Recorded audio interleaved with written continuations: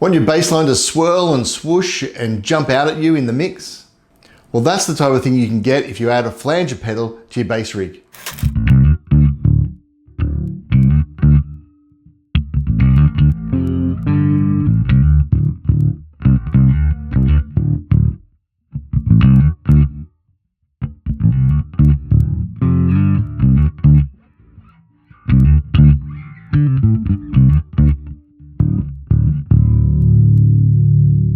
Today we're going to have a look at how a flanger pedal works with your bass, and we're going to focus on two flanger pedals that are quite common on pedal boards around the world and that you can find in your Line 6 Helix. The grey flanger, a replica of the MXR, and the Cartesian flange, which is an Electro-Harmonix. And we're going to see how we can use these without losing our low end punch. Hey, I'm Twisty. I talk to a lot of bass players who are looking for something to make their tone pop out or jump out or stand out more in their mix, in their live playing. To get a bit of drama out of their bass playing without overpowering the mix and causing real drama with the guitarist. The secret is in knowing how to use effects that create motion and texture, not just using volume and EQ. The use of a flanger pedal is one of those effects that can transform your bass sound and make it sound almost three-dimensional. But only if you set it up for bass, not for guitar. In this video, I'm going to break down exactly how to do that, and I'm going to demonstrate that with two of the most commonly used flanger effect pedals on the market, using my Line 6 Helix. The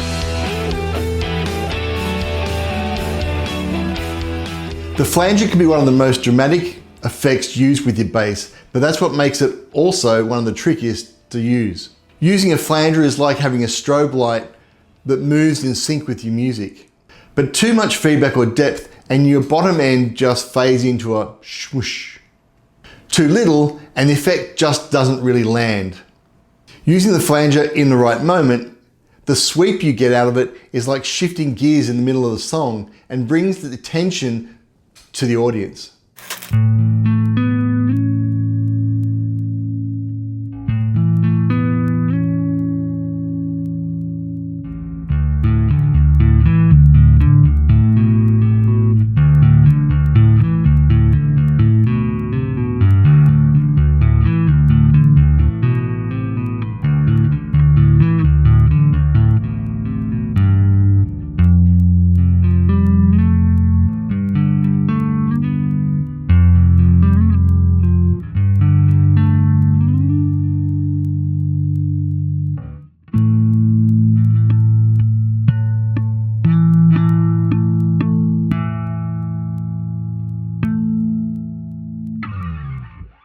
A lot of players give up on using the flanger pedal because sometimes it feels like it's all pedal or no pedal.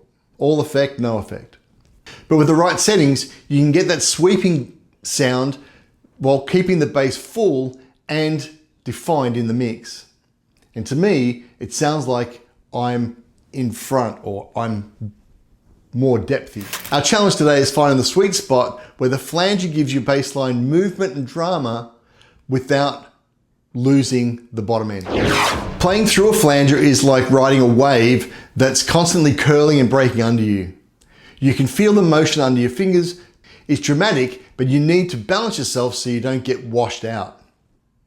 The flange effect was originally discovered by legendary guitarist and inventor Les Paul. You might remember him from some guitar that's named after him. I think Gibson make it. Who would know? In the 1940s, Les Paul discovered he could get this flanging sound by using two identical recordings on a reel-to-reel tape machine and slowing down one of those quite significantly. The more out of alignment those tapes were from a delay perspective, the bigger the flanging sound. Chris Squire of Yes uses flanging on his song Tempus Fugit to get its giant swirling sound that you'll hear in that.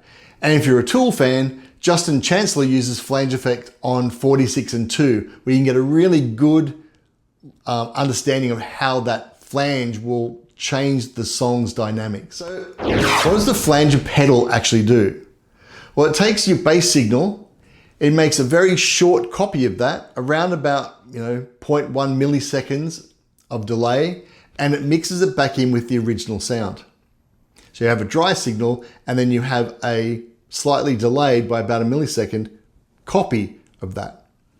What makes this different to a delay pedal though, is that there's a low frequency oscillator, or an LFO, a bit like the volume control in your bass, as it moves on and off. It changes the delay time of the copy, which creates moving peaks and notches in the frequency response. And they call this comb filtering.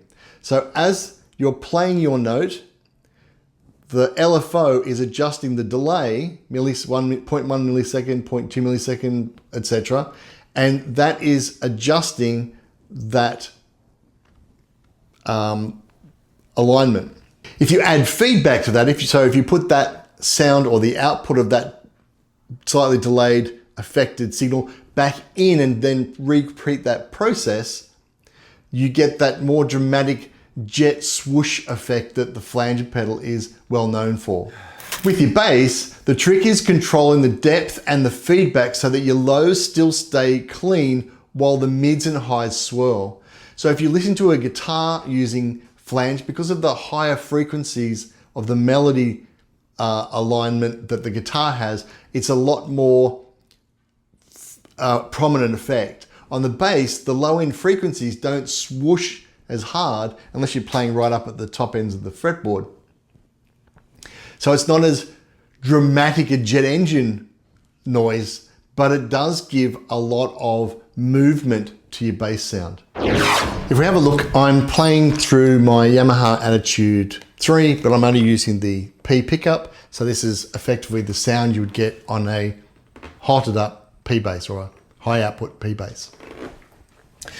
If you have a look at the signal path that I'm using, I've put a compressor at the beginning.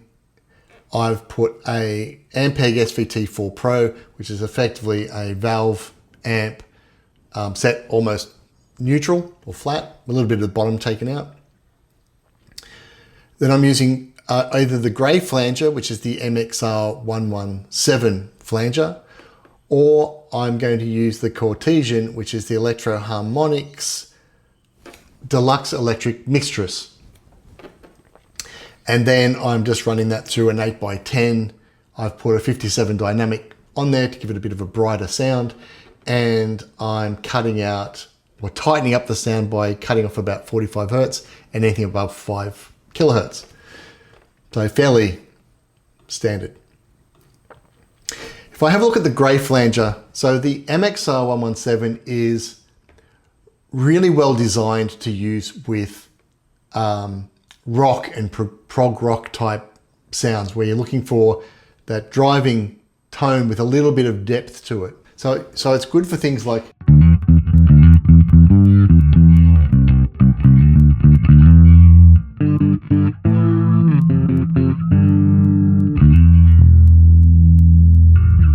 so it's a little bit of effect just to fatten out the sound a little bit, but allows me to still drive that rock sound if I want it to. The controls we get with the grey flanger is the rate. So the rate is the speed of the delay for that duplicate signal. So remember, we've got, as I play, the pedal's going to pick up the dry signal, it's then going, or the original signal, it's then going to add a delayed signal to that. And the rate tells it how fast to delay that second copy. The slower the rate, the lower the delay, and therefore the bigger the swoosh. And the faster the rate, the faster the delay, and the less of the swoosh you're going to get. If you look at the width is the intensity of that delay. So how much of the delayed signal compared to that original copy is going to be involved. And that helps to effectively decide the width of that swoosh. Manual is a bit like setting the tone knob on the effect. The closer you have to 0, the more darker the sound, and the closer you get to 10, it's going to be a bit brighter sound. Regen is quite cool.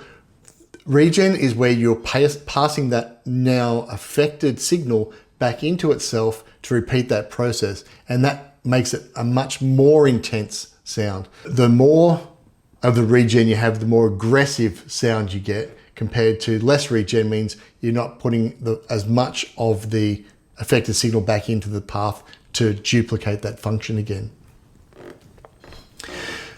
I'm using a stereo version of the pedal, so I've got a spread control. This allows me to spread left and right, so I might want it to go more to the left, more to the right.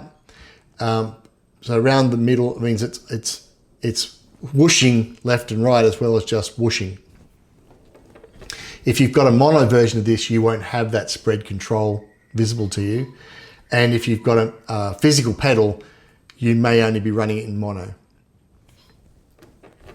Mix is quite important. Mix is where we are blending the clean signal that's coming from the bass with the now affected wet signal. If I have that all the way up,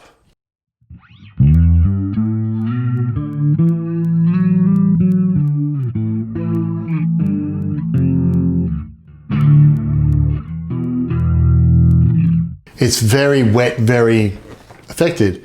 If I have that back at 0,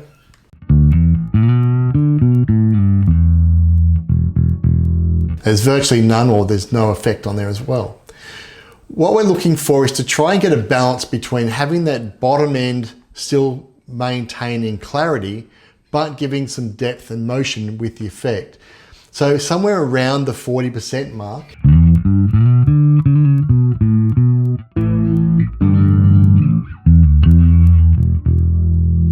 Gives you a bit of that blend. So again, play with that between sort of 30 and 50, but around about, I find around about the 40% mark, depending on what I'm doing, gives me that nice blend of a bit of depth to the sound, but keeping it still on tone. We then have two controls, a level and a headroom.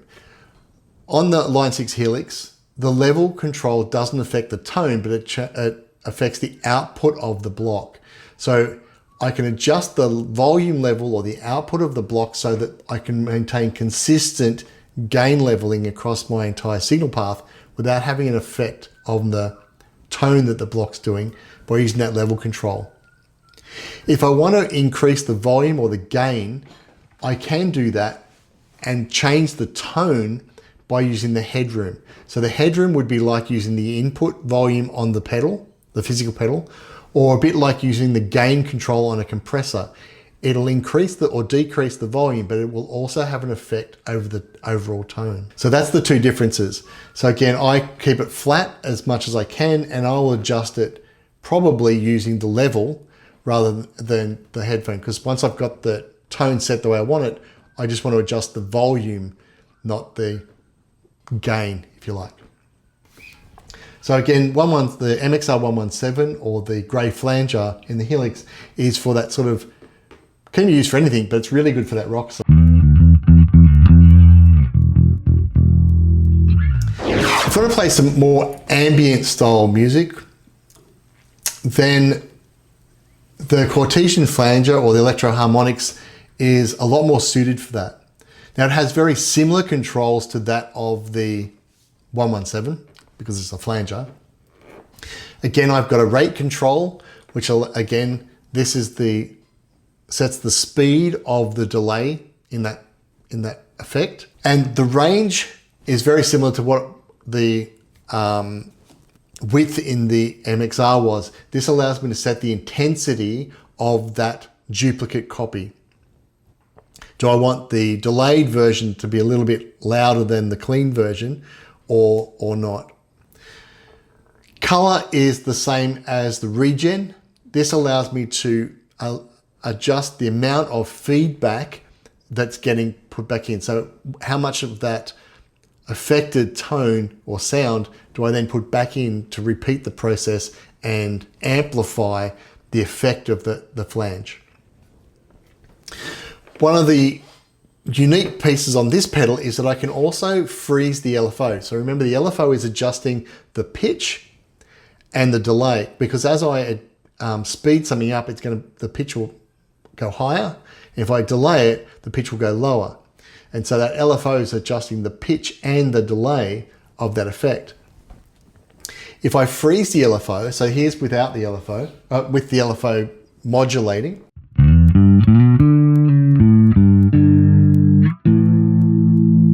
You can hear it sort of moving. If I turn that off, the tone will stay the same, but I'll lose that bit of movement.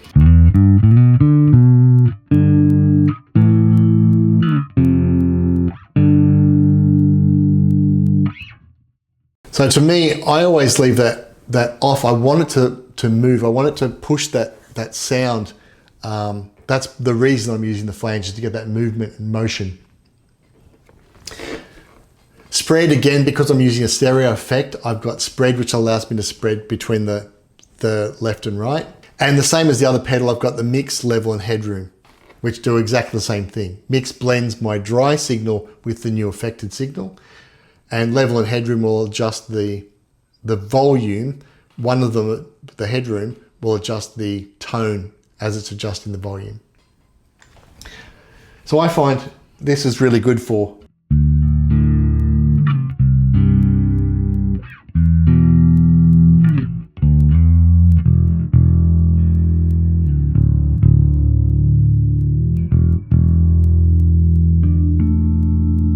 that sort of ambient stuff. You'll see from a placement perspective, I place the modulation effects after the amp and before the cab.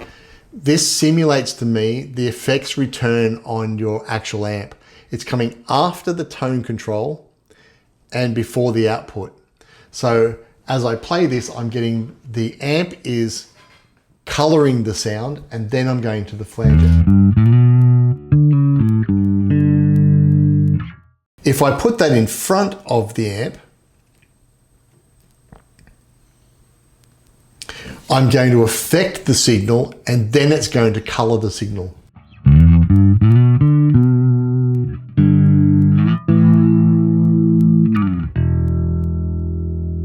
To me, that sounds a little bit brighter. I like it after the tone control. But again, play around with it. Your sound in your head might like it at the front. If you're using a pedal board, this would mean you'd have on your pedal board compressor, flanger, go to your amp. Whereas what I've got is compressor, amp, and the flanger going to the effects return. There's no right or wrong way. There are two ways of doing it. This is the way I like to do it.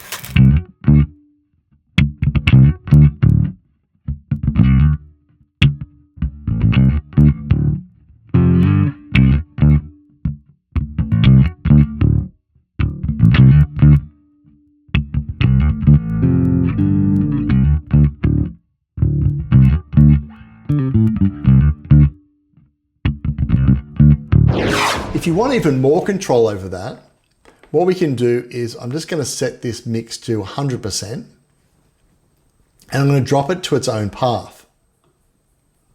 And I'm going to put it in front of the tone controls.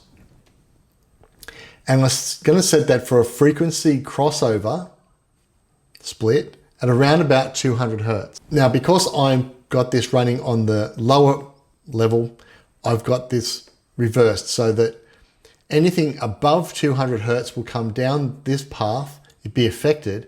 Anything below 200 Hertz will stay on this bottom line and not be affected. So what I'm now doing is I'm restricting the flanger to only work on frequencies above 200 Hertz. What I can then do is I can use the mixer at the back to adjust the blend of that pedal, a bit like the mix on the effect itself. So if I have that as 100% on both, then I'm going to get this.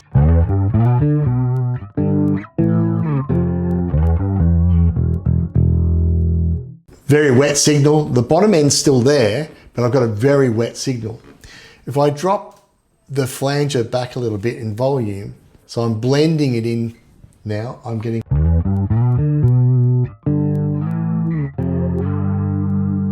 Might be still a bit high.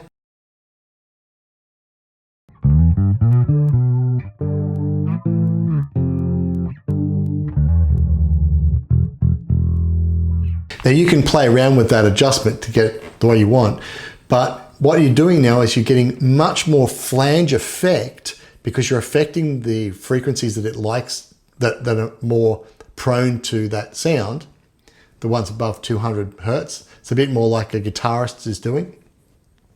But you're also then having the control of how to blend that in so that you are getting, keeping your bottom line, but getting that effect blended in the way you want it. So a little bit more advanced use, but the use of this crossover and having that effect on the frequencies you want gives you much more control over the overall tone than just sticking it in line on the pedal board.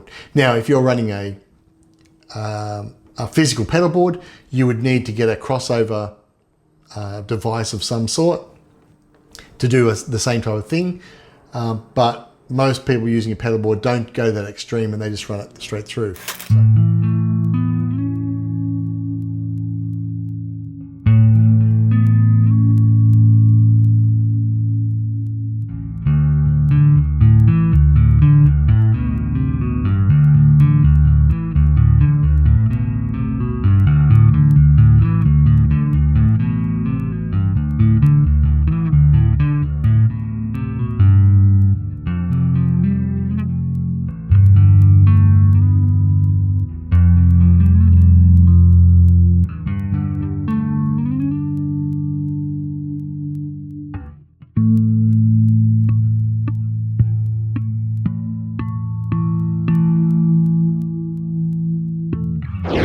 So I like to use flanger if I'm looking to get that depth or almost three-dimensional sound to my bass playing. In the choice of which pedal type to use, that MXR grey flanger is bold, it's in your face, it gives you a lot more of that jet engine sound. And so it's great for rock and sort of aggressive genres. But if you're looking for some softer, airy, sort of vintage wash, then the Cortesian flange or the Electro-Harmonix version or a copy of that sits much better or blends better with ballads and ambient parts. You can make the difference based on what I attempted to play, and you can tell me in the comments which one you thought fitted better with that style of ambient music. Both pedal types are quite powerful, and it just comes down to how much of that flange whooshing sound you want in your tone, and whether you want it to stand out or just blend in to the sound. So I find using the flanger is a statement effect for your bass. If you get it right, then you'll likely add a sense of motion and power to your tone, and nothing else that I've seen in an effect pedal can match that. But if you don't dial it in specifically to match your bass, it does have the power of just washing you into the background and making you just part of the background noise. So it is quite important to understand how you're dialing that in and how to make it pop rather than hide. So which flanger did you prefer? The big swoosh or the vintage swirl? Let me know in the comments. And I'd love to see the feedback, and let me know what effects pedal you're using. If you're not using the Helix, then what effect are you using to get that flanger sound? And unlike me, are you able to get that jet engine sound that everyone talks about? Don't forget to check out in the description below a link to the website where you can find some free guides. And there's one specifically I've written around modulation effects that if the flanger pedal is of interest to you, that might help you. And if you haven't seen this one next, check it out. Catch ya.